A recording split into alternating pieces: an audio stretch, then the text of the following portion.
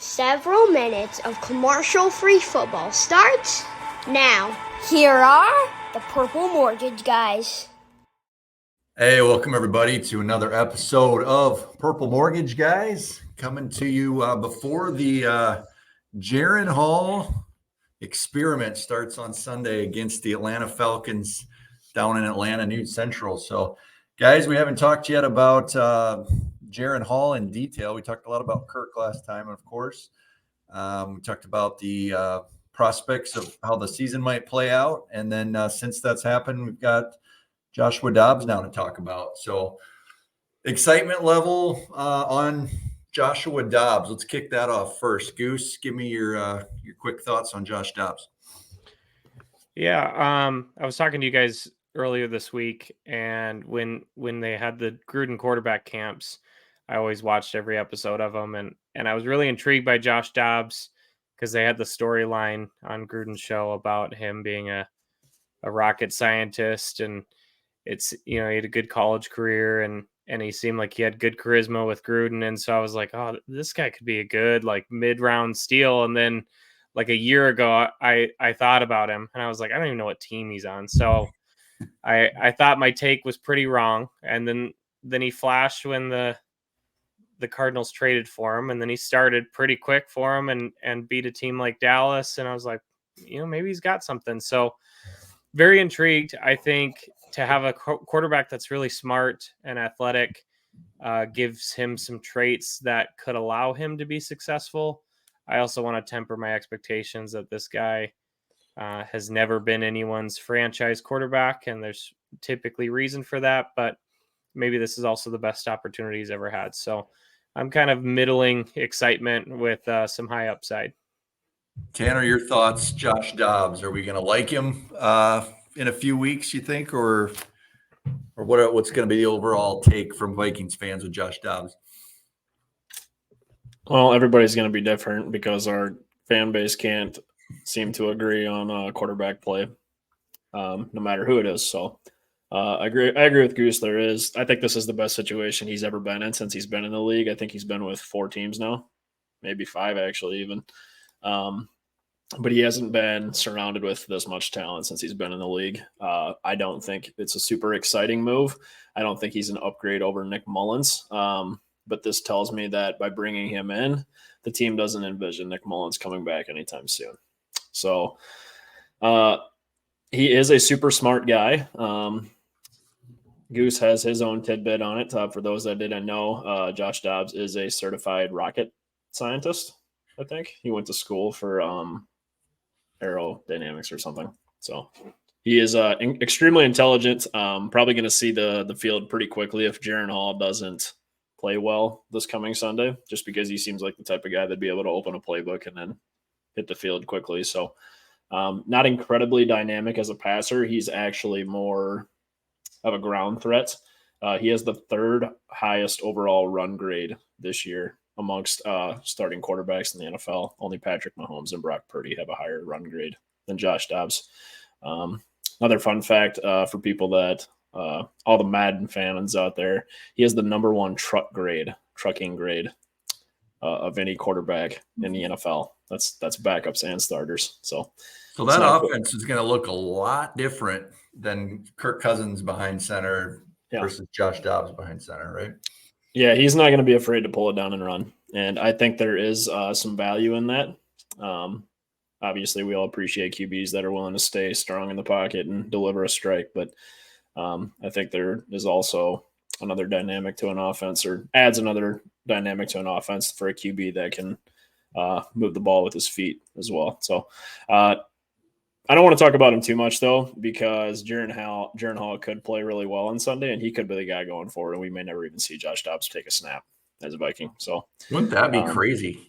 So you've got the one extreme. Let's say it does not go well for Jaren Hall. Is there any chance Josh Dobbs sees the field at all 3rd quarter, 4th quarter? I don't even think he's going to be suited up this week. No, it'll be Sean Mannion as the backup.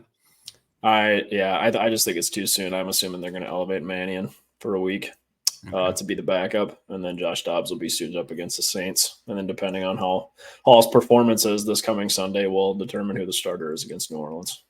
Is it weird that this is like one of the more intriguing regular season games, not from like hype or being excited about it, but you have no idea what to expect. Yeah. It could There's be a a lot of complete Josh Freeman show, or it could be like the new Brock Purdy or something, right? So there is a lot of excitement, and this is something our fan base hasn't experienced for almost 10 years now since Teddy was here. Having a rookie QB take his first snaps under center as a starter is kind of exciting. Like, we don't know what to expect from a mid-round QB, and obviously there are Brock Purdy's of the world, guys that are drafted later that end up playing well. I don't think that happens very often, but it is. I mean, there are some tools, and there's some stuff on Jaren Hall's highlight tapes at BYU that make it look like he could make it in the league, but his level of competition at BYU is nothing fantastic. So we need to see if it can translate to the pros. really the only thing, I mean, it's a big thing, but he doesn't have a run game to lean on, which is huge. But other than that, there's weapons everywhere. The offensive line's been playing well. He's some of these guys get drafted on terrible teams, and they could be good quarterbacks, but they just get ruined right away, and they have no shot at succeeding, is what it feels like. So he's got the opposite. Seems like he's stepping into a pretty good situation. So on the fly here, guys, what would you say if I say 200 yards of passing for Jaren Hall? Are you taking the over or under? What's your first gut instinct on that? Not that I think it's going to be an easy task, but I feel like I'm really hoping over, and maybe not by much, but I feel like we're going to need 225, 250 with our lack of run game for us to have a chance in this game. So I'll take over. I'll take the over as well. I think he'll get it easily, actually. Really? Okay. I'm just trying to gauge you guys' level of optimism. Actually, I forgot we play Atlanta this week. I do feel like he'll get 200 yards, but Atlanta's pass defense is pretty good. They're a pretty strongly veteran run group. What about over under on a touchdown? How many? One. Just one touchdown? For Jaren Hall, passing touchdown. I'll go over. Over. I'm just loving the optimism you guys are putting out here. Gotcha. I don't know how you can be super optimistic about him and Josh Dobbs at the same time, because they feel like it's one or the other. Like, you're not going to see both if they're both playing well. That's why even though I don't think Josh Dobbs was like a huge needle mover, like I love what this team has done at the very least of like competition. Like, there's between Mullins and Dobbs and Hall, they've kind of spread it thin with like guys who have potential, and they're banking on one of them to be able to. They're not going to be Kirk Cousins, but they could be enough. Is this this isn't rocket science, but dumbing it down, if Hall doesn't play well, there's a small chance he's legit and plays really well, and we're surprised. That doesn't happen. You go to Dobbs. He plays poorly, and maybe Mullins comes back a few weeks later and they give him a shot. If we strike out and go for 3, then it wasn't meant to be, and you look for next year, right? But if one of those guys can play, I think that's exactly what you're saying. If one of those guys is serviceable, then maybe playoffs is a possibility. So I just don't know. They're so different, the styles are, that it's hard to know which one's really going to have the best chance of succeeding.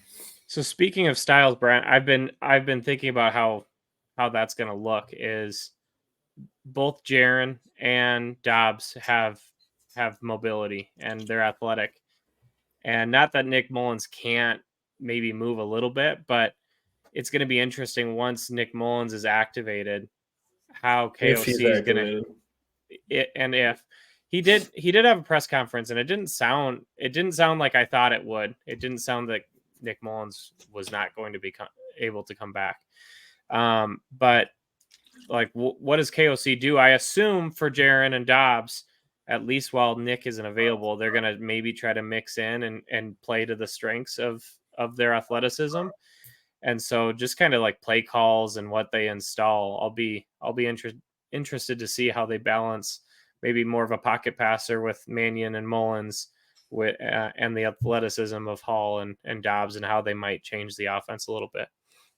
Yeah, I feel like Hall could end up being kind of a dink and dunk type of a performance. That maybe like the completion percentage looks okay, but there's not that many yards. I don't know. Yeah. All right, well, Tanner, let's roll into these tidbits that you got for us for Atlanta, because I'm thinking these are going to look a little different maybe than what they would have had Kirk been under center. So what do you got for us? I actually don't have a lot this week. Got more trivia for you guys, though, because we're at our season's halfway point. So the Vikings are 20-12 all time against the Falcons, including 8-7 in Atlanta. Since 1980, Vikings rookie quarterbacks are 8-3 in their first career starts. For those that haven't seen it yet, Desmond Ridder has been benched. Falcons quarterback, who has been starting all year and towards the end of last year, is benched for Taylor Heineke, former Viking, who we did play last year. season. Heineke season. He is 12-13-1 in his career as a starter. In his one career start against the Vikings last year, he threw for 149 yards. Nothing spectacular. 2 touchdowns, an interception, and a 77.8 QB rating against Ed Donatell's horrendous defense. So that was a loss for his Commanders in a home game last year. Heineke was like a Walmart Adam Thielen for me. Like, I never loved him as much as Adam, but I always just like he was just our preseason warrior that He's a dog. I just love him. I like Taylor Heineke. It's gonna be hard to root against him, but he was actually a name that just like popped up in my mind as like a potential trade scenario for the Vikings. So a Vikings quarterback, fun fact, has not rushed for over 50 yards in a game in over 10 years. 10 years. Can you guys name the last QB to do that for the Vikings? Dante Culpepper. No. We have had some mobile. We've had a few mobile guys here and there. 2013. Tavares Jackson. Teddy. No. Kind of surprising, right? You would figure Teddy would have had at least 50 yards. At least a game where, Donovan McNabb. No. Oh, man. I don't know if he threw for 50 yards. Ponder? I'm actually shocked. I was just going to say I'm shocked neither of you said Christian Ponder. That's not the answer. But, like, if I was taking this quiz, that's probably the first guess I would have. He was my I kind of don't want you to tell me now. There's no way it was Matt Castle. No, it wasn't Matt Castle. I would say, you said it's been over 10 years? 2012. That's the last time it happened. Oh, Joe Webb. Joe Webb. I feel like I let you down. I let myself down too. Joe Webb. Get the ball and run. Doesn't know how to throw. Good job, Brent. Can you just confirm this for me? Josh Dobbs is not Joe Webb 2.0, correct? No. They're okay, not no Blazer package, none of that. Okay. They're not the same player. If the season ended today, we are at the season's halfway points. The Vikings would be the 7th seed in the NFC, the last seed, traveling to Detroit to play the number 2 seed Lions for the 3rd time in 30 days. So they would be very familiar with themselves. I'm hoping that's not necessarily the case, but Sunday is going to be a revenge game for multiple players for Atlanta. We're basically playing a string of former Vikings. There are seven players on that staff that the Vikings will be facing again. Kyle Hinton, backup guard for the Falcons, was drafted here. Storm Norton, backup tackle for the Falcons, spent a good chunk of time here. Michael Pruitt, former 4th round or 5th round pick. Maybe. Michael Pruitt. Taylor Heineke, obviously, was here as well for a while. Cordero Patterson, backup running back for the Falcons, spent some time here. Former 1st round pick. Mike Hughes is the nickel corner for Atlanta. He spent some time here, 1st round pick. And Jerry Gray, former DB's coach for us, is also in Atlanta. So they got a lot of former familiar faces on that team. I saw a really good tweet maybe a week ago, and it was something along the lines of, imagine spending draft capital on Kyle Pitts and Ritter and Bijan, and they said just for your offense to be, I should know this, but I think last week the Falcons maybe had like a trick play where they did maybe a wide receiver pass to like Michael Pruitt. And so the person on Twitter was like, you went and got all these weapons with Drake London. I forgot him. And like their offense last week was a trick play of a no-name guy throwing it to Michael Pruitt for a touchdown. And it's like, yeah, that's tough. But it sounds like the revenge game is going to be what, on special teams? Because Mike Hughes is out, and then it's a bunch of backup linemen. Mike Hughes isn't playing. I think. There's he on the injury report, and I didn't see it. I think he's on the injury report. Okay. My last thing here is Brent's favorite game, some PFF trivia.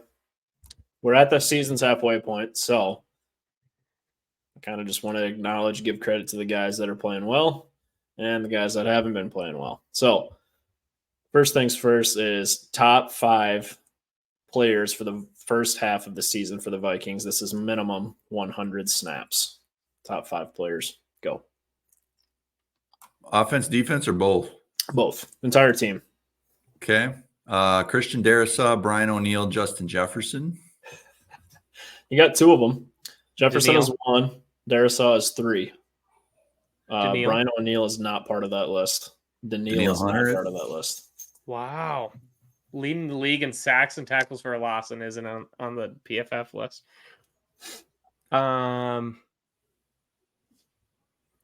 Is Kirk still a part of it? Kirk is number 2. Okay. Is the best season of his career. Up till his injury, which is really frustrating. Jordan Hicks. Number 5. Offense or defense for the last one? Defense. Cam You guys Bynum. did really good. I'm I'd impressed. say Cam Bynum too, Goose. Cam Bynum. Cameron Bynum is number 4. He is 83.1 grade. That's a Pro Bowl grade. I feel like for that's a him. goose guy. He's turning into a goose guy. I cheered for him so much, and then See, last year he's arrived. but last year I was hard on him. I was like, I know you we gotta were. get him out of there. You have I'm to proud kind of of him. mold them into your guys. They don't just get awarded that. That takes Yeah. time. But now I'm that they're proud of there, he's in the nest. I acknowledge the improvement. No, I want to acknowledge the guys that are also should be seeing less playing time, according to BFF. The bottom 5 players, minimum Starters. 100 snaps. No, Okay. it's all players. It's 100. That's why I said 100 snaps. They're not all starters, but Dean Lowry. number 3, third lowest. Alexander Madison. No, Hmm. he's actually not on the list. Well, I don't think Cam Akers has had 100 snaps. So No Cam Akers. KJ KJ Osborne. KJ Osborne is number 4. Wow. He's had some big games. CJ Sean, Ham. CJ Ham is number 5. Did you hear Bullard? Brent's killing it. No, Jonathan Bullard's played pretty well this year, actually. He actually played pretty decent last year, too. I'm happy they brought him back. Oh, Byron Murphy. Byron Murphy is number 2. And then number So- 1, who has a 33.5 grade, which is just horrendous. We're just missing number 1. Yeah, he is not a starter. But he does play a lot. Not a starter, does play a lot.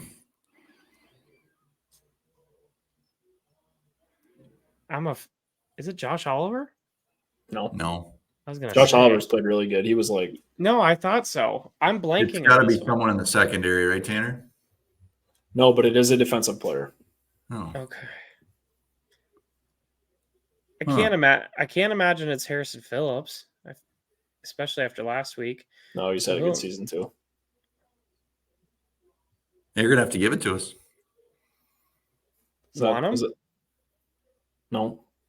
Close. Getting closer. Kairos Tunga? No.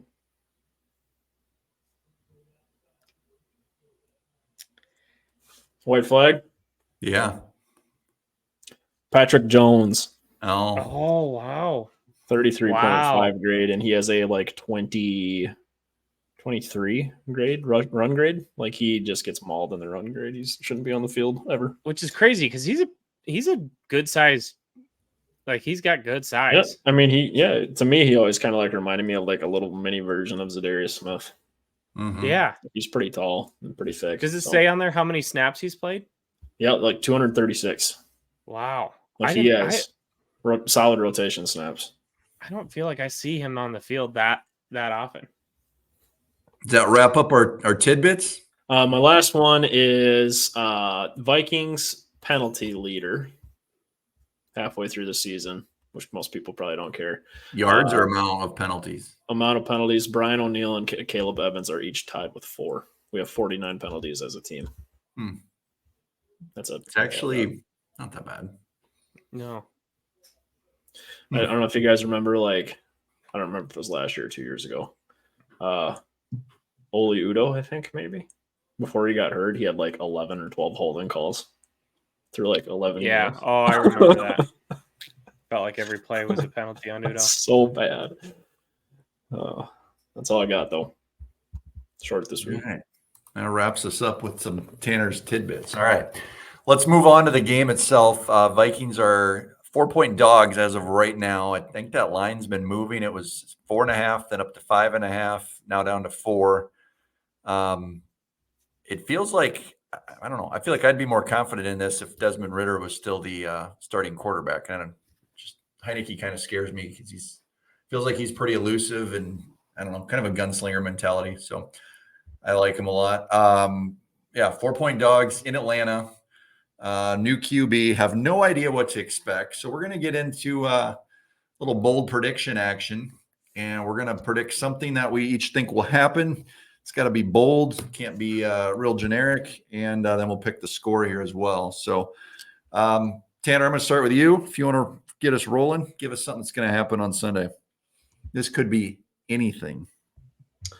Yeah. I'll go back to one of my tidbits here. And if you watch any of Jaren Hall's college tape, the guy can move.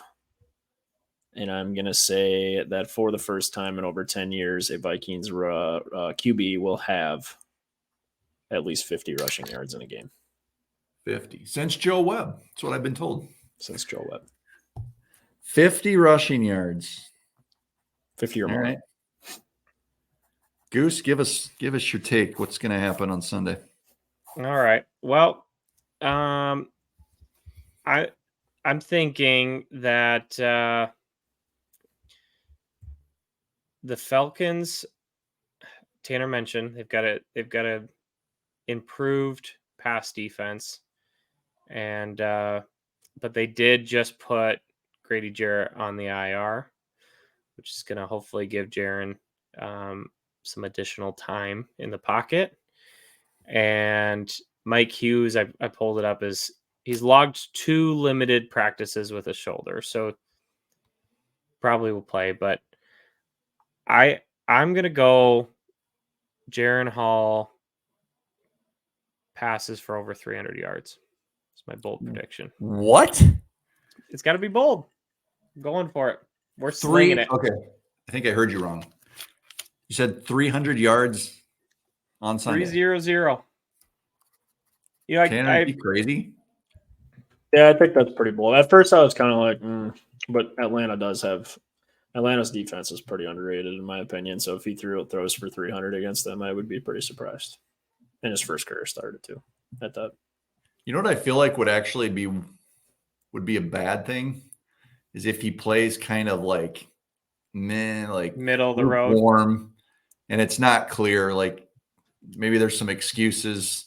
Tip ball, interception, whatever, like, oh, if only this happened, then he would be great. And I just want it to be clear. Either like he looks good, he's got potential, or let's go right to Dobbs. You can't request that for. I know, but that's what I want to see. Yeah. That's not my bold prediction. That's just what I want to see. Add that into the mix of like, well, he didn't have JJ and he will next week. Oh, I know. Yeah. Imagine if Jaren Hall throws for 300 yards, what Vikings fans are going to do. Like, I knew we should have drafted a quarterback and we needed someone that's mobile, and it might be bad. It might be bad for Viking social media. You want to see some overreaction, just hop on online about 3:05 on Sunday after. Yeah. It's either going to be we have the next Russell Wilson or Drew Brees, or we might as well lose out because we don't have a chance. So there's no in between there. But I think the worst case scenario is it's not clear. So bold prediction. I'm actually – you want an optimistic one or do you want kind of a pessimistic one? Optimistic. Anything that's bold, Brent. You give us enough pessimism, because that means you're going to go with another like Greg Joseph take. And No, I'm Greg Joseph out. I'm kind of sick of that. Optimistically, I think Cam Akers has his best game as a Viking. I will say he will rush for over 80 yards. Okay. That's a pretty good rush game. That's pretty bold looking at the Vikings rush game so far this year. So 80 yards for Cam. Guys, what's the score going to be? Vegas sees it as a 4-point game. Falcons are favored, 37.5 points. So like a 21-17 type of a game. ESPN predictor says basically 50-50 on who wins. So it's a coin flip. So Tanner, what do you got on the final score? And give us a little bit of how it plays out too. Yeah, so I think the one thing that I want fans to remember is Jaren Hall is a rookie, and very rarely do rookies come in and just light it up. So even if he does for this game and he continues to be the starter going forward this season, you can't have high expectations for a 4th, 5th round pick. It's going to be like mortgage rates. It's going to be a roller coaster, and he's not going to be Kirk. Like, he's going to throw picks. Like, it's part of the learning curve that's going to happen. So, however, I think Atlanta's an extremely tough place to play, like one of the tougher places in the league. And actually, Desmond Ridder, for those that don't know, I know he's not playing this game, but he's 5-0 in his career at home for the Falcons. So it's a tough place to play, obviously, regardless of who the QB is. So I'm going to say the Vikings will play them tough. I think Jaren is going to struggle a little bit because Atlanta's defense is very underrated. They're 6th overall in total defense, 8th against the pass, and 14th against the run. So Grady Jarrett being out does help us quite a bit. But I think there are going to be some growing pains. And I'm going to say we're going to lose a close one. And I'm going to say 2017 Falcons. Okay. Goose, what do you got for us? I'm trying to decide if I want to hedge my bets and go the opposite. Don't play both sides of the ball. Just go. I want to go all in on my bold prediction. Yep. Theoretically, this should be a very low-scoring game. The Falcons are starting a new quarterback, and the Vikings are starting a rookie quarterback who's never started a game. They're without JJ. It looks like Drake London hasn't practiced yet with a groin injury. There's all signs are pointing to this being a low-scoring game. Tends to be in the NFL when you think there's going to be a shootout. Sometimes it turns into a bit of a defensive grudge match, and maybe sometimes when it's supposed to be a low-scoring game, you put up points. So I'm going to go Vikings win 27 with a missed Greg Joseph extra point just for Brent. Now you're talking.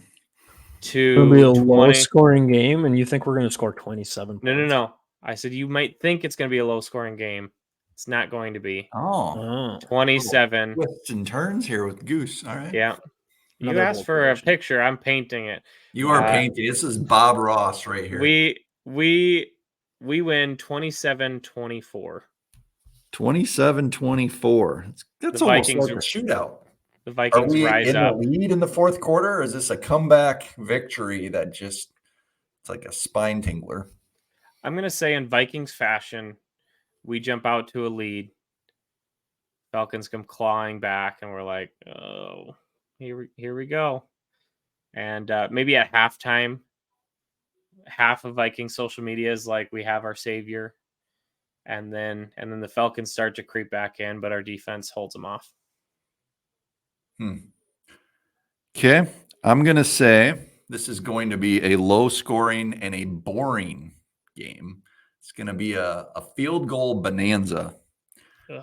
for the viewing audience. I think this game, keep an eye on it. It'll be the first game to make it to halftime of the early window because it's just going to be a lot of rushing and punting and boredom and not a lot of scoring. I'm going to say the Vikings lose, and I feel like it's going to be one of those things where we don't have there's not going to be a consensus going forward to the Saints game. So I'm going to say we lose 16-13. And I think we start off slow as well. So maybe we feel like we're in it at the end, but maybe it's not quite as close as it looks on paper. So 16-13 loss, low scoring game. It's the first time I've predicted a loss, I think, and the first time I've predicted anything, I think, in our 2 years that low of scoring. So that's how I see it. There's few things I enjoy as much as like a Brent side prediction, and the first game to halftime on Sunday. I enjoy that one. I'm going to be checking. You know what? I got one more that I wanted to wait till next week, but I think I got to throw it out now because it could come to fruition, and I want to be first on this. Okay. You ready for this? I think so. Next week, US Bank Stadium. Kirk Cousins sounds the Gallo horn before the game starts. How cool would that be?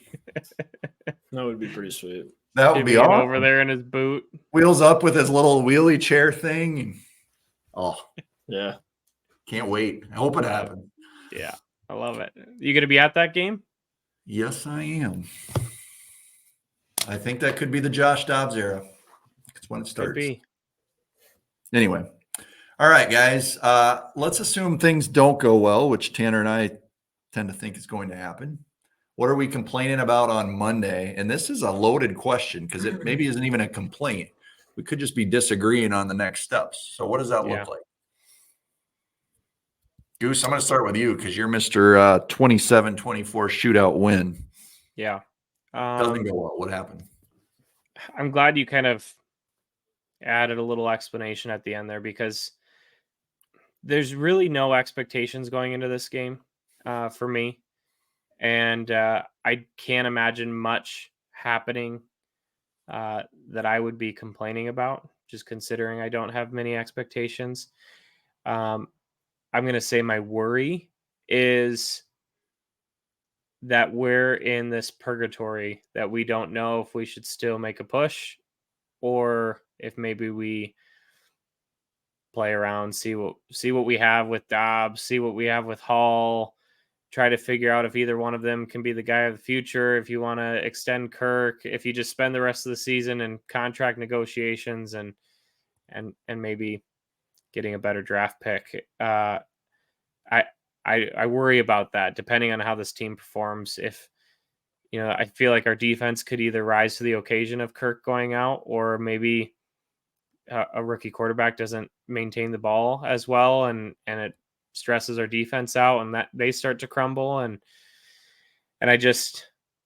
you look at it and you go, okay, do we bring JJ back and still make a run at it? Or what are we at 4-5 and with a young quarterback who we have no idea if they can perform? It could suck the life out of a season that we were just kind of getting ramped up and excited about. So what is the actual thing we're complaining about? Just, we got to quantify this. So I think the closest thing to that is our defense maybe getting exposed by not having the complementary football. So against Taylor Heineke and the Falcons, not great offense, we get exposed a little bit. Gotcha. That makes sense. Tanner, we go wrong. What's the complaint? I'm going to say that in a rookie quarterback's first career start, you want him to be as comfortable as possible. And the coaching staff, and I would think Kevin O'Connell's probably going to preach this quite a bit in the locker room this week. But I would say the obvious number one thing is protecting him. Making sure that he's comfortable, don't get him rattled. So I'm going to say that even though Grady Jarrett just went on injured reserve for the Falcons, and he's out for the year, I believe. That's a pretty talented secondary. But outside of that, I don't feel like their defensive line is anything special, and neither are their pass rushers outside of like Calais Campbell.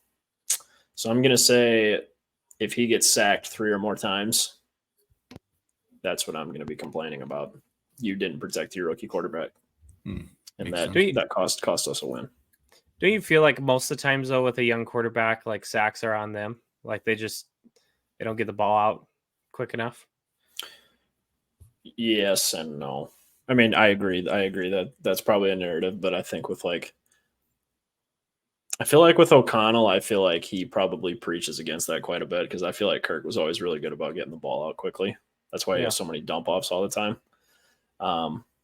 So I'm kind of curious to see how Jaren handles that too, if he'll pull it down and run or if he'll just try to play dink and dunk. So did you guys see the well, go ahead, Brent, and then I'll talk about this. I'll just throw in if we can't run the ball, I think we're going to be complaining about that because if you put it all on Jaren can't throw it around like Kirk did. So if it becomes one-dimensional, it'll be a quick afternoon because they're going to be the first game to halftime. But it'll be a long, quick afternoon.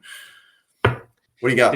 Did you guys happen to catch KOC's post-game presser in Lambeau? Yeah, part of it. I feel like it was kind of edited. At the very end, one of the media directors announced, next on the podium, Jaren Hall will be out in a couple minutes, and the camera's still going, and KOC kind of doubles back with like a disgusted look on his face, and I caught it in real time and just kind of disregarded it, and then an hour or so later, my dad texted me and was like, well, someone said something, and KOC looked pissed. So I rewatched it, listened, and it was just him reacting to them announcing Jaren Hall. And I don't know how much of that was DJ Wanham had 2 sacks, Daniil had another sack, Cam Bynum had 2 picks, and you want to talk to our backup quarterback who played 8 snaps or what it was, but I just thought it was really intriguing that and maybe it's protecting him a little bit. Kirk's season is probably just got ended, and you're already bring out the quarterback who came in and played. But it was interesting, and I was kind of curious on what made him react that way, and wasn't sure if you guys had seen. I haven't seen that. I would love to see that now that you better shoot that over to us. Yeah, I will. All right, guys. Any final thoughts for the rookie? This is a weird little not sure what to expect, and feel like if we just expect it to be a loss, but maybe some encouraging things. I know that sounds like loser mentality again, like we talked about a few weeks ago going into the Chiefs game, but hard to have super high expectations when we don't even know what to expect. So Tanner had a really good tweet maybe a couple days ago that was there's something about a starting quarterback that you've never seen before, the anticipation of seeing their first start and just kind of the excitement of it. And I saw that tweet and was just it's weird. We've love him or hate him, and the ups and the downs of Kirk Cousins, you kind of knew what you were going to get. And for the first time in a long time, we have the unknown, and it could maybe be spectacular, and it could be a train wreck, and